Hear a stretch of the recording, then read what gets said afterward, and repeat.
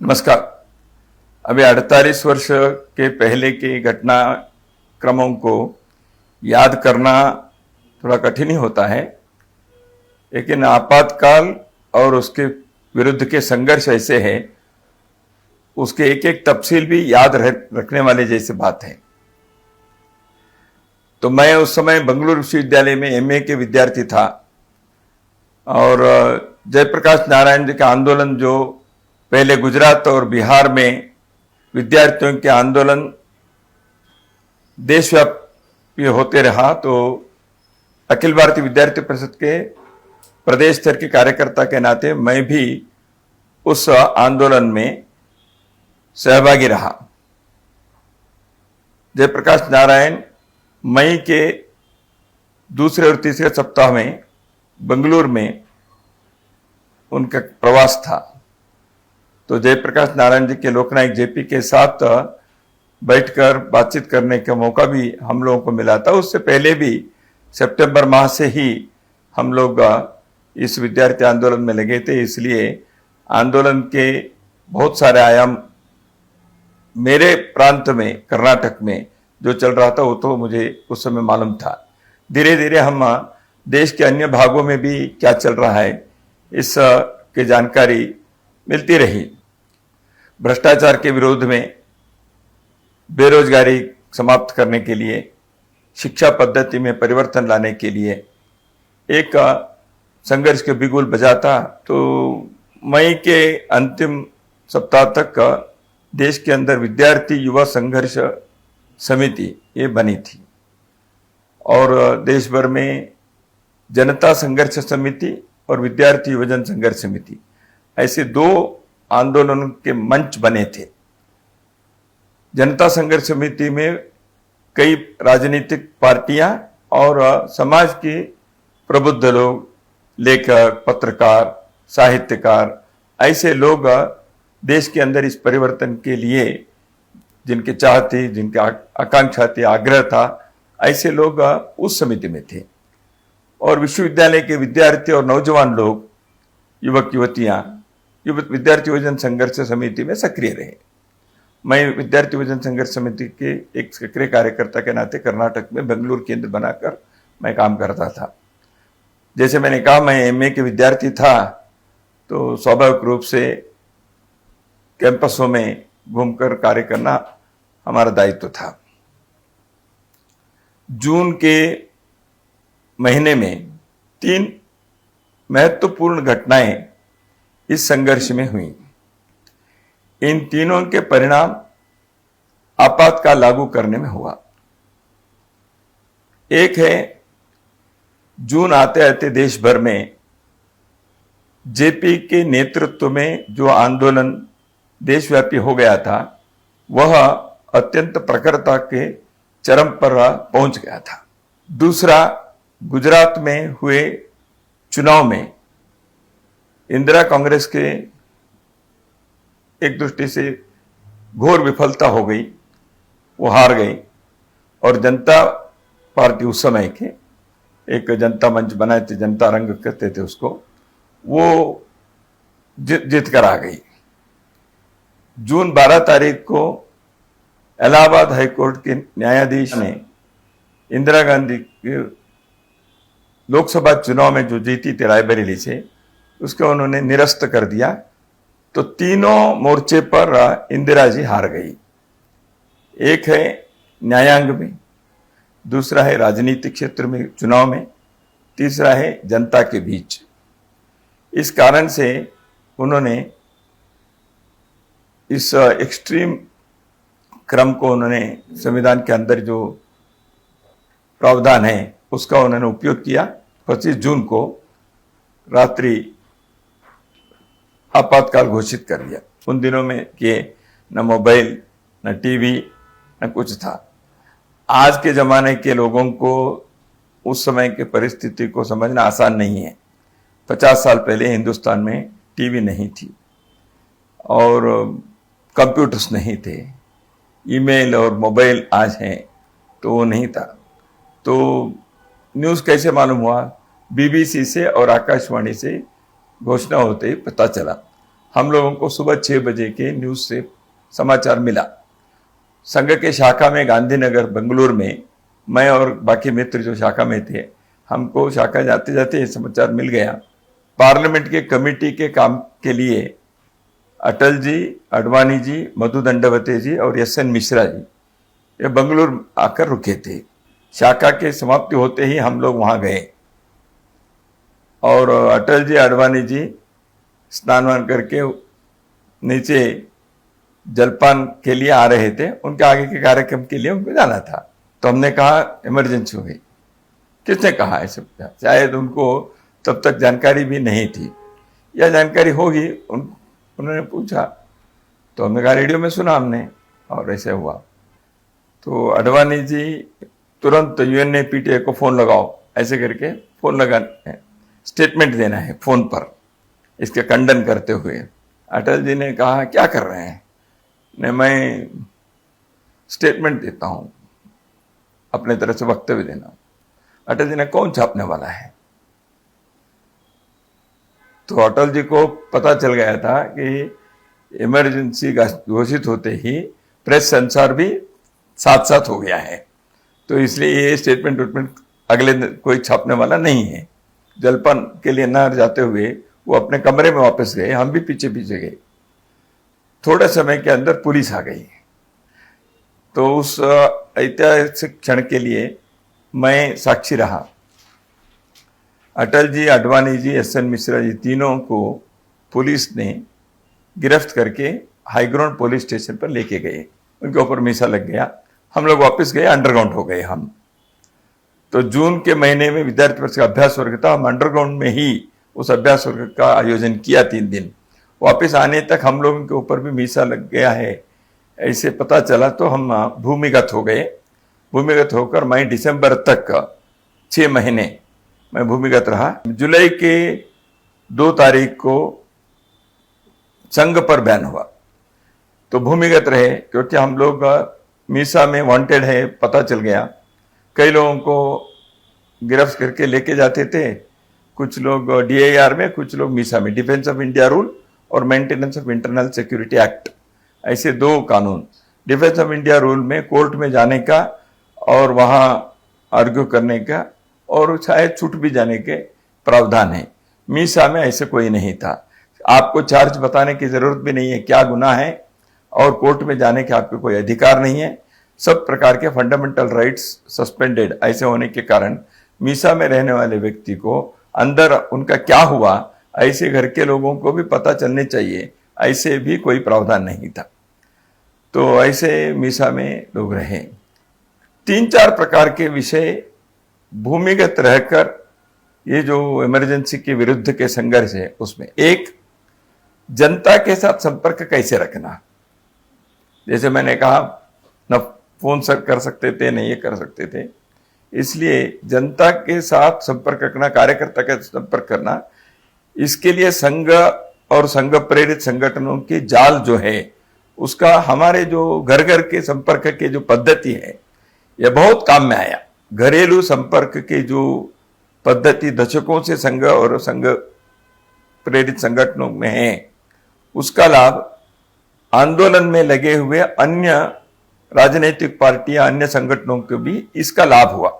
मेरे पास बहुत ऐसे उदाहरण हैं। जैसे रविंद्र वर्मा जी बेंगलुरु आए थे तो उनको कहाँ रखना और पुलिस को पता ना चले ऐसे उनको लेके आना और रेलवे स्टेशन से और सुरक्षित वापस भेजना, ये काम अत्यंत गूढ़ता से हम लोग कर सके। उसका कारण है संघ की कार्य पद्धति के अंदर ये जो घर के संपर्क था वो। दूसरी बात, लोगों को क्या चल रहा है ये पता नहीं चलता था क्योंकि समाचार पत्र सब सेंसर के कारण केवल सरकार के अनुमति से छपने वाले समाचार छोड़कर बाकी कोई भी समाचार नहीं छपता था। कौन कहां अरेस्ट हो गया, किसका क्या हुआ, कोई पता नहीं चलता था। तो इसलिए एक भूमिगत साहित्य के छपने का, पत्रकारिता के एक जाल अपने नेटवर्क बनाने के एक बहुत सफल योजना बनी और उसके क्रियान्वयन हुआ। ये दूसरे एक बहुत बड़ी उपलब्धि है अपने देश के इमरजेंसी के भूमिगत संघर्ष की। तीसरा है, जिन लोगों के अरेस्ट किए या पुलिस स्टेशन में, जेल में जिनके ऊपर अमानवीय दमन और हिंसा हुई, या जेल में भी रहे, हिंसा भले ही नहीं हो, जेल में रहने के कारण कई लोगों के आजीविका पर असर हुआ और उनके घरों में, परिवारों में कमाई करने वाला नहीं है और वो जेल में है। तो इस कारण से जो परिस्थिति बच्चों के लिए, परिवार के लिए था, उसके संभालने का और उन लोगों के योगक्षेम की व्यवस्था करने के एक बहुत बड़ा काम था। और चौथा, सबसे महत्वपूर्ण, संघर्ष करते हुए इस आपातकाल के विरुद्ध लोगों की आवाज खड़ा करने के लिए, सत्याग्रह करने के लिए जो योजना बनी, उसको सफल बनाना। तो यह 4 प्रमुख काम उन दिनों में मुझे लगता है एक बहुत ही अच्छी योजना से सफलतापूर्वक हम बना सके। कई बार मुझे लगता है ये क्रूरता का भी याद करना है क्या। मैं कारण बताता हूं। संघ के तृतीय पूजनीय सरसंघ चालक बाला साहेब देवरस जी ने आपातकाल के पश्चात एक बहुत महत्वपूर्ण सार्वजनिक वक्तव्य उन्होंने दिया था अपने सार्वजनिक भाषण में। उन्होंने कहा, फॉरगिव एंड फॉरगेट। जो हो गया है, उसको भूल जाओ, उसको क्षमा करो। लेकिन देश के इतिहास में जिस एक काला अध्याय के दौरान घोर दमन और अत्याचार हुए, वह इतिहास के पन्ने पर है। कई पुस्तकें इस विषय में आई हैं, व्यक्तिगत तौर पर भी कई लोगों ने लिखा है और संगठनों से भी इस प्रकार के साहित्य बाद में भी छपे हैं। इसलिए मैं नहीं भी बताऊंगा तो भी वो है ही। तो इसलिए बाला साहेब देवरस जी ने जो अपेक्षा की थी उसको ध्यान में रखकर मैं थोड़ा 2-4 बातें इस संदर्भ में बताऊंगा। क्रूरता और अमानवीयता बहुत व्यापक प्रमाण में कई जगह पर हुए। जिस प्रकार अपने देश की व्यवस्था, पुलिस के, सरकारी प्रशासन की व्यवस्था ऐसे बर्बरता दिखा सकते हैं, इसका एक अनुभव आपातकाल में हुआ।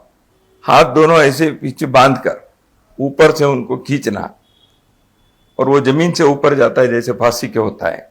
उस समय उनके पीठ पर, उनके पैर पर लाठी से मारना। उस समय जो क्रूरता हुई 3 प्रकार की हुई। एक है जो अरेस्ट हुए उनके लॉकअप में हुआ। बहुत सारे व्यापक प्रमाण में जो हुआ वो पुलिस लॉकअप में हुआ, उनको जेल में भेजने से पहले।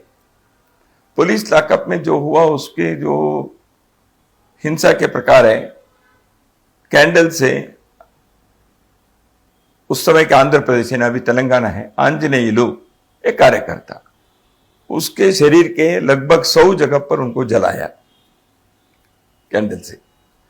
उनसे कुछ मुंह से कहलवाने के लिए, बुलवाने के लिए। किसी को नारियल के इसके अंदर कीड़े रखकर उसको यहां बांध दिया नाभि के ऊपर। या जैसे मैंने कहा, पुलिस भाषा में एरोप्लेन कहते हैं, गोली कहते हैं, चपाती कहते हैं। ये सब अलग अलग प्रकार के हिंसा के, जो टॉर्चर के अलग अलग प्रकार है। ये सीधा बिठाकर उसके ऊपर रोलिंग करो, तरह तरह के हैं। इलेक्ट्रिक शॉक दो, या इसमें पिन से अंदर एक उसे दो। तो इस प्रकार के भयानक करने के कारण लोगों को, एक को कर रहे हैं तो दूसरे यहां बैठकर देखता है तो उसको अगला मेरा है ऐसे लगेगा ही, जो मेरे सामने भी हुआ है। तो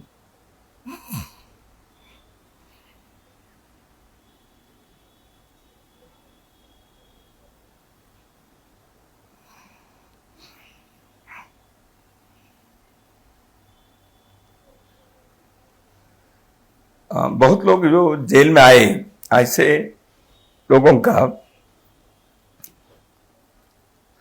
उस समय जेल के अंदर कई लोगों को आने के बाद लॉकअप में 3 दिन 4 दिन जिस प्रकार उनके साथ ये अमानवीय अत्याचार हुए, वो उस स्थिति में जेल में आने के बाद उनको 10 दिन 15 दिन मालिश करना, ये सब महीने तक किया। कुछ लोग जीवन भर विकलांग हो गए। कुछ लोगों के जीवन भर किसी न किसी प्रकार की व्याधि हो गई। कुछ लोगों को जीवन भर आंखें चली गई। तो ये हुआ है।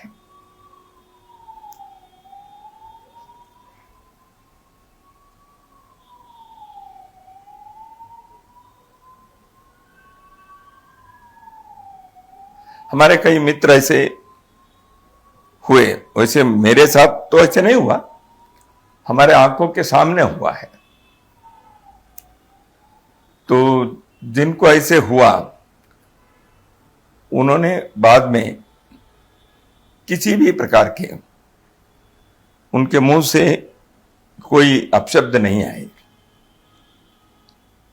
और उन्होंने इस आंदोलन से दूर नहीं गए, या उनके घर के लोग संगठन को नहीं छोड़े। कर्नाटक में राजू करके एक उसके हत्या हो गई पुलिस स्टेशन के अंदर। तो ऐसे कई प्रकार के लॉकअप की जो हिंसा है ना, वो देश भर में बहुत जगह पर हुए हैं। दूसरा एक है कि बाहर होने वाले, मैं बेंगलुरु के एक घटना जानता हूं, मैं बहुत सारे देश भर के भी मालूम है। ओम प्रकाश कोहली जी दिल्ली में थे, जो गवर्नर रहे, राज्यसभा सदस्य रहे, विद्यार्थी परिषद के अखिल भारतीय अध्यक्ष भी थे। दिल्ली के एक तिहाड़ जेल में सब जानते हैं कि ओम प्रकाश कोहली जी थोड़ा सा दिव्यांग थे, चलने में। उनको पुलिस ने लात मारा जेल के अंदर, लॉकअप में। उनके साथ अत्यंत अपमानकर व्यवहार किए। वो कॉलेज के प्रोफेसर थे। खड़े होना मुश्किल था, ऐसे व्यक्ति के साथ ऐसे किए। ऐसे देश भर में हुए। तो बेंगलुरु में एक गायत्री करके एक महिला, उन्होंने सत्याग्रह किया। सत्याग्रह करने के बाद उनको अरेस्ट किया, जेल में ले गए। 15 दिन के बाद उनके, वो सत्याग्रह करते समय वो आई थी, वो गर्भवती थी, तो वो सत्याग्रह की। लॉकअप में लेके जाने के बाद उनके प्रसव वेदना जब हुई तो हॉस्पिटल लेके गए। तो हॉस्पिटल में उनको पलंग पर सुलाए थे। तो डिलीवरी उनकी जो हुई, उस समय उनके दोनों पैर को जंजीर से बांधा हुआ था।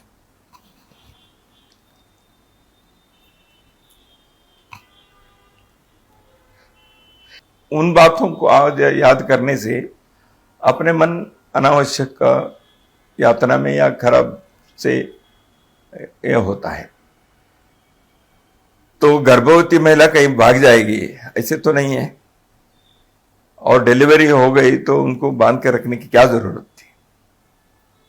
उत्तर भारत में व्यापक प्रमाण में नसबंदी क्या हुआ, पकड़ पकड़ कर किए। 20 प्रोग्राम्स और 20 पॉइंट प्रोग्राम और 4 पॉइंट प्रोग्राम थे।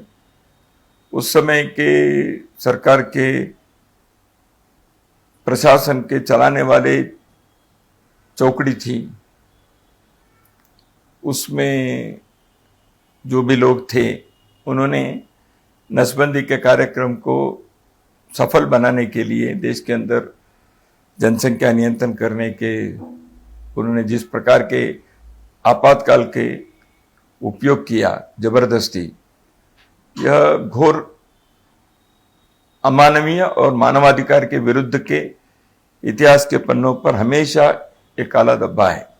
शाह कमीशन के सामने भी यह सब बाद में आया था, जेल के अंदर भी हुआ। जेल के अंदर बाकी जो कैदी रहते हैं, क्रिमिनल केसेस में आए हैं, उन लोगों को राजनीतिक कैदियों के खिलाफ उकसा कर, उन लोगों के झगड़ा करवा के उनसे मारपीट करवाया। उनके हाथ में सब प्रकार की चीजें हैं। ये राजनीतिक कैदियों के पास निहत्थे थे। जेल के अंदर ऐसे जानबूझकर करवाने का प्रयत्न किया, झगड़े हो गए। ऐसे बल्लारी जेल में लगभग 25 लोग हाथ के पैर के हड्डी टूट गई, महीनों तक उनको अस्पताल में रखना पड़ा। जनसंघर्ष समिति जो बनी वो लोक संघर्ष समिति, LSS कहते थे। ऐसे हुआ, जयप्रकाश नारायण के नेतृत्व के आंदोलन जब प्रारंभ हुआ उस समय एक समिति बनी, जनता संघर्ष समिति। वो आंदोलन के लिए था। उसके सामने कुछ मांगे थी। देश के अंदर एक संपूर्ण क्रांति की आवाज जयप्रकाश नारायण जी ने उठाई थी। उन मांगों को पूरा करने के लिए सरकार के सामने एक लोकतंत्र के तहत एक आंदोलन करने के लिए मंच बना था। जब आपातकाल घोषित हो गया, लोक संघर्ष समिति करके नहीं बनी। इस आपातकाल के विरुद्ध पहले संघर्ष करना है, पहले के डिमांड तो थे ही। तो इसलिए आपातकाल के विरुद्ध के संघर्ष के लिए पहले जो संघर्ष समिति बनी, लोक संघर्ष समिति, उसके सेक्रेटरी थे नानाजी देशमुख। तो उस नानाजी देशमुख अगस्त के 75 में उनके गिरफ्तारी हो गई। उनके गिरफ्तारी होने के बाद रविंद्र वर्मा जी उसके सचिव बने, महासचिव। उनके भी अरेस्ट होने के बाद माननीय दत्तोपंत ठेंगड़ी जी उसके सचिव बने। दत्तोपंत ठेंगड़ी जी अंत तक अरेस्ट नहीं हुए, भूमिगत रहे। उनको पुलिस पकड़ नहीं पाई।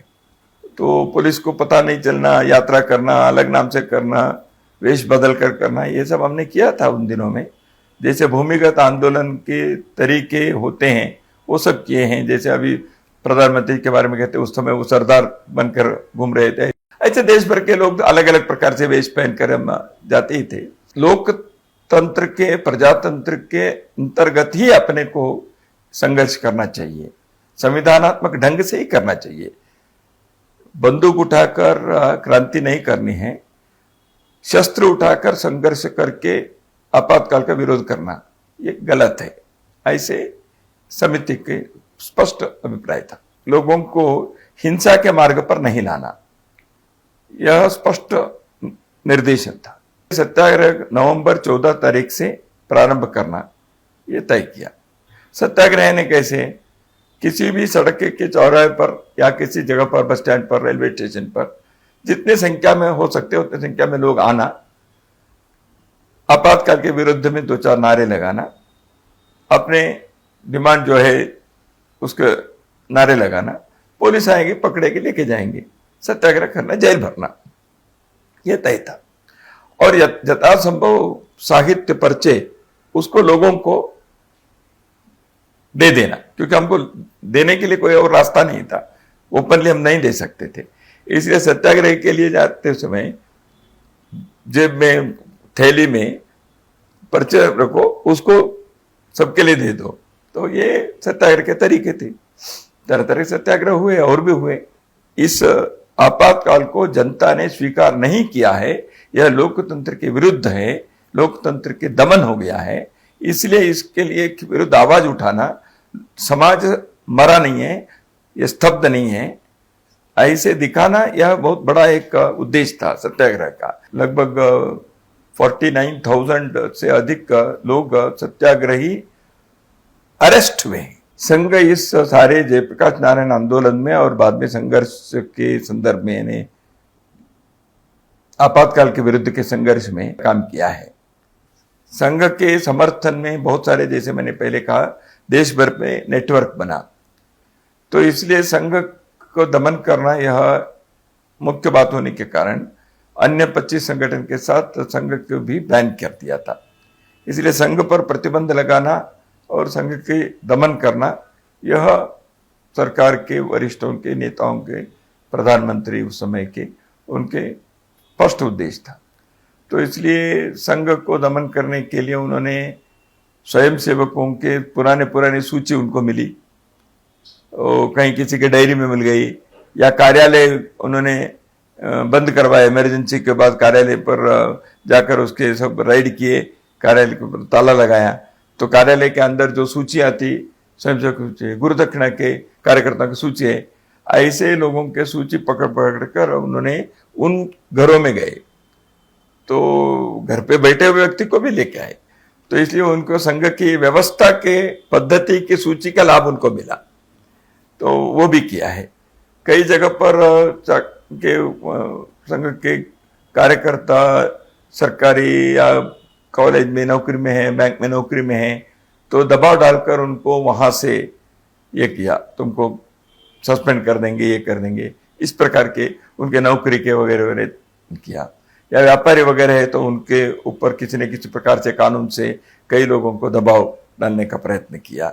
दूसरा और एक है कि सामान्यतः जो टार्चर हुआ है, अधिकतर टार्चर जो पुलिस लॉकअप में हुआ वो स्वयंसेवकों पर ही हुआ है। इसके दोनों कारण हैं। एक है भूमिगत काम में सक्रिय स्वयंसेवक अधिक थे, इसलिए वही पकड़े गए तो उनका किया। दूसरा, उनको लगता था कि ये इनसे बहुत जल्दी हम बुलवाएंगे। अंडरग्राउंड लिटरेचर छपता था, उदाहरण के लिए, कहां छप रहा है पूछेंगे, तो स्वयंसेवक बोलता नहीं था, तो उनको टार्चर करने के बाद भी स्वयंसेवक के मुंह से शब्द नहीं निकलते थे, तो इसलिए उनका अधिक टार्चर इस कारण से भी हुआ। एक है स्वयंसेवकों की निष्ठा के कारण, स्वयंसेवकों की संख्या के कारण। बहुत बार स्वयंसेवक का इसमें एक बड़ी संख्या ऐसे हैं जो नित्य की शाखा में नहीं थे। कई वर्ष पहले वो शाखा के नित्य के काम में थे, किसी न किसी कारण से, व्यक्तिगत कारण से तबादले हो गए, घर के कुछ कठिनाई के कारण वो नित्य शाखा के काम में नहीं होंगे, लेकिन वो स्वयंसेवक तो था। ऐसे लोग बहुत एक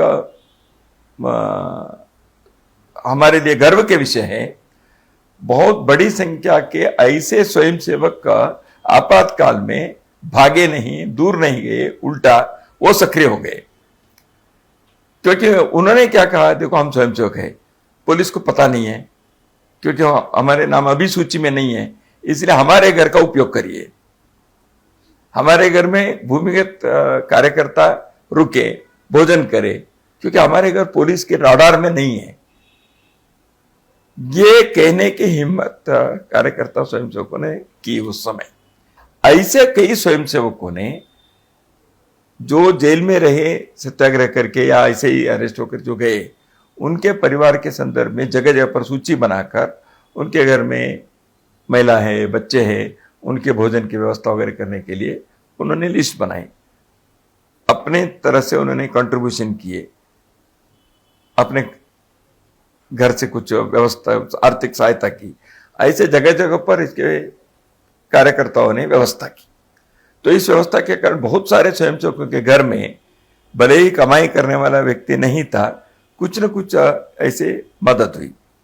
ऐसे भी हैं, 2-4 जगह पर लड़की की शादी तय हो गई थी, तो ऐसे भी मुझे मालूम है, कई घटनाएं ऐसे हैं। स्वयंसेवकों ने, बाकी लोगों ने वो शादी न रुके, न टूटे, भले ही वो जेल में है, पिताजी चिंता मत करो, ऐसे करके खड़े होकर शादी भी करवाई। तो ये कार्यकर्ताओं ने किया है। दूसरे संगठन, दूसरे पार्टी, उनके लिए भी स्वयंसेवकों ने किया है। संघर्ष में जो थे उन सबके लिए करना यह था। जेल में रहने वाले संघ के प्रमुख कार्यकर्ता सामान्यतः अपने संघ के स्वयंसेवकों को बाहर के जब मिलने वगैरह आते थे जेल में, यही उन्होंने बताया, सभी के साथ समान व्यवहार होना चाहिए। इसलिए मुझे याद है, सर्वोदय के 2 कार्यकर्ताओं के घर में कर्नाटक में जब परिस्थिति अच्छी नहीं थी, संघ के स्वयंसेवकों ने उनकी व्यवस्था की। मैं ये नहीं कहना चाहता, उसको कोई क्रेडिट नहीं लेना है, संघर्ष में हम सब साथ हैं। एक दूसरा और एक था, संघर्ष के लिए भी राशि चाहिए थी, लिटरेचर छपना है, प्रवास करने हैं, ये सब करना था। संघर्ष के लिए जो संघर्ष निधि चाहिए, वो भी स्वयंसेवकों ने समाज से इकट्ठा की। किसी भी देश में लोकतंत्र जहां है, वहां लोक की आवाज को दमन करने के, कुचलने के कोई भी प्रयत्न वह सफल नहीं हो सकता। और कुछ समय के लिए आप दमन कर सकते हैं, जैसे 20 महीने आपातकाल रहा, लेकिन दमन नहीं हो सकता। लोगों की आवाज हमेशा एक लोकतांत्रिक व्यवस्था में वो बुलंद रह सकती है, उसको बुलंद रखना चाहिए। आपातकाल के विरुद्ध के संघर्ष क्यों सफल हुआ? क्योंकि इस प्रकार लोगों के जागरूक रखने के और एक संगठनात्मक नेटवर्क रखने के उस समय के नेतृत्व ने इस विषय के बारे में लोगों के लिए योग्य मार्गदर्शन दिया, ऐसे लोगों को तैयार किया था।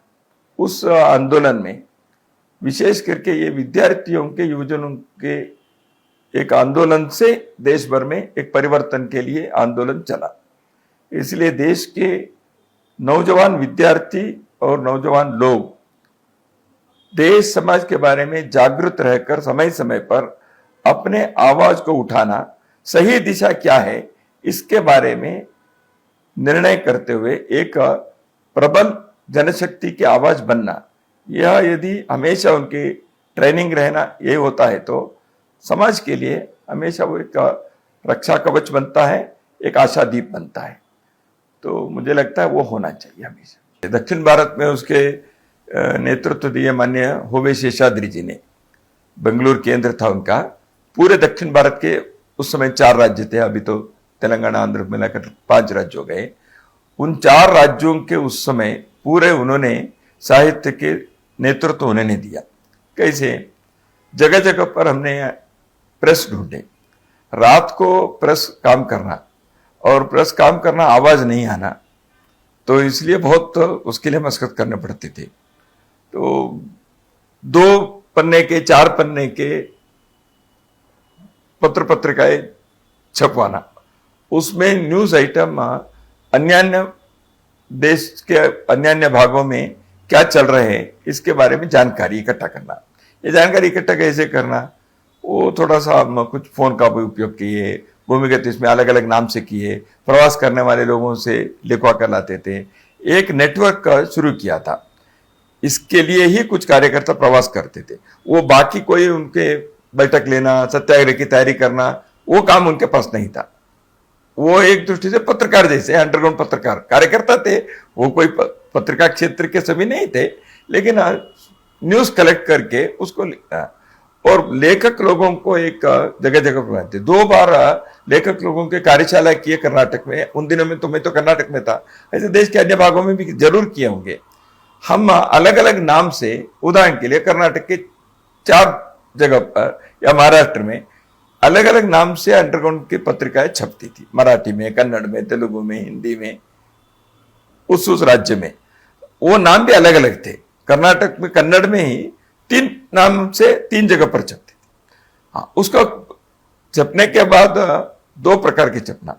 एक है प्रिंटिंग प्रेस, वो आवाज करता है, पुलिस पकड़ सकते हैं, इसलिए हाथ से साइक्लोस्टेल करना, घुमा घुमा कर साइक्लोस्टेल करना। रातों रात काम करते थे, 1,000 प्रति निकालना रात भर काम करके। उसको सुबह 3:30-4 बजे से 5 बजे के बीच सामान्यतः जाना, सड़क पर घर के गेट के पास जहां पेपर रखते वहां डाल देना। ऐसे हम करते थे। तरह तरह के किए। वो सिनेमा देखने गए, उदाहरण के लिए मतलब कैसे किया, एक जगह पर सिनेमा देखने के लिए 4 लोग गए, हाथ में वो पत्रिका के जेब में वह सब रखे गए, तो वहां बालकनी सीट में गए ऊपर के, तो वहां से उसको धीरे धीरे ऐसे नीचे कर दिया। तो कई जगह पर बालकनी ऐसे होता है, तो बालकनी के ऐसे किया तो नीचे करके अंधेरे में बाहर चले गए, तो वो सारे पेपर नीचे गिर गए, इतने लोगों के हाथ में गए।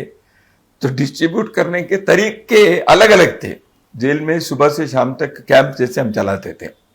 2 प्रकार के कैदी थे, जो इमरजेंसी के कैदी, आपातकाल के। तीसरे प्रकार थे जो अन्य प्रकार के क्राइम्स करके अपराधी जो आते थे समाज में, हमेशा जो जेल में DAR, जिनके केस चलते हैं, कोर्ट में लेके जाते हैं, ऐसे DAR के जो कैदी हैं वो अलग है। उनके 1 महीने या 15 दिन के लिए जेल से जैसे कई बार छूट जाते थे, बेल में जाते थे, ऐसे होता था। मीसा के हैं, वो मीसा के लोगों के ऊपर कोई चार्जशीट नहीं, उनको ना कोर्ट है, ऐसे चलता था। तो इसलिए मीसा में रहने वाले लोगों के जीवन शैली अलग थी। तो मीसा में रहने वाले लोग आए तो बाहर जाएंगे, कब जाएंगे कोई पता नहीं है। बीच में एक बार ऐसे था, नीरेन डे सॉलिसिटर जनरल थे, उन्होंने सुप्रीम कोर्ट में एक आर्गुमेंट किया और उनके आर्गुमेंट को सुप्रीम कोर्ट में स्वीकार किया। आर्गुमेंट क्या था उनका? मीसा के लोगों देश की सुरक्षा के लिए उनको हम उनके ऊपर कोई चार्जशीट नहीं और कब तक रहना है इसकी कोई गारंटी नहीं है। The men and their life in jail, ऐसे एक वाक्य उनका था। दूसरा उन्होंने कहा, तो आर्गुमेंट ऐसे किए, यदि देश की सुरक्षा के लिए उनको जेल के अंदर भी शूट किए तो भी कोई अपराध नहीं है सरकार पर। जेल में अंग्रेजों के जमाने के कानून बहुत है, अब ठीक हो गया है, वो कानून ही चलता था। अंग्रेजों ने उस समय जो किया था वो कानून चलते थे। तो जेल के अंदर संघर्ष किए, इस कानून के खिलाफ भी अंदर उसके लिए ज्ञापन देना, उसके खिलाफ करना, वही सत्याग्रह ने अंदर अनशन करना, यह सब किया। तो इस कारण से कुछ कानून बदलना पड़ा प्रशासन को, कुछ चीजें। संविधान के बारे में एच.वी. कामत जी ने एक कहा, it is not amending the constitution, it is not mending the constitution, but it is ending the constitution. ऐसे लोकसभा के सदस्य एच.वी. कामत थे, उन्होंने कमेंट किया सरकार ने क्या किया संविधान के साथ। It was almost ending the constitution. Amendment तो उन्होंने क्या किया, अमेंडमेंट जो आए उस अमेंडमेंट में बहुत सारे चीजों को उन्होंने किया। कुछ बातें ऐसी थी जो प्रियम्बल में जोड़ दिया उन्होंने। संविधान के प्रस्तावना में पहले से नहीं था, सेक्युलरिज्म और सोशलिज्म का, इन दो शब्दों को उन्होंने जोड़ा, वो आज तक है। संविधान के साथ छेड़छाड़ करने का प्रयत्न भरपूर किए उस समय, और 5 वर्ष के जो लोकसभा के कार्यकाल है उसको 6 साल किया, 1 वर्ष ज्यादा कर दिया था। तो वो सारी चीजें जनता सरकार आने के बाद उसको फिर से संशोधन करके वापस किया। देश के इतिहास में आपातकालीन संघर्ष को एक दृष्टि से द्वितीय स्वतंत्रता संग्राम ऐसे कई लोगों ने उस समय कहा है। आज भी कई बार लगता है यह सही व्याख्या है। विदेशी शासन के खिलाफ एक संघर्ष हुआ, वो लंबे चला, एक स्वतंत्रता आंदोलन हुआ, लेकिन देश के अंदर के ही अपने लोगों ने संविधान के प्रावधान को दुरुपयोग करके देश के लोगों के आवाज को दमन करने के, और जयप्रकाश नारायण जैसे जिनके जीवन इतने स्वच्छ है ऐसे व्यक्ति को भी दमन करने के जो प्रयत्न हुआ, और सामान्य लोगों को तो हुआ ही, तो यह एक दृष्टि से द्वितीय स्वतंत्रता संग्राम कहना ये योग्य है, ऐसे मुझे लगता है। ये आपातकाल क्यों हुआ? देश में आपातकाल होते जब देश असुरक्षित है तो आप आपातकाल करिए। व्यक्ति या पार्टी असुरक्षित है, अस्थिर है, उसके लिए संविधान का उपयोग करना या दुरुपयोग करना यह लोकतंत्र में कभी भी नहीं होना चाहिए। मेरा हमेशा कहना है लोकतंत्र यह सुरक्षित है, अपने देश के संसदीय व्यवस्था, संविधान वगैरह वगैरह वो तो है ही, लेकिन उससे भी बढ़कर जागृत समाज और उनको जागृत रखने के कार्य करने वाले समाज के गैर राजनीतिक नेतृत्व, उनके जीवन के स्वच्छ, निस्वार्थ और देशभक्ति के उनकी प्रखरता, यह यदि है तो समाज के लोग भी ऐसे लोगों के समर्थन में खड़े होते हैं। इसलिए हमेशा देश के लिए इस प्रकार के नेतृत्व समाज में हर क्षेत्र में रहना चाहिए। वह देश के लिए भरोसा है।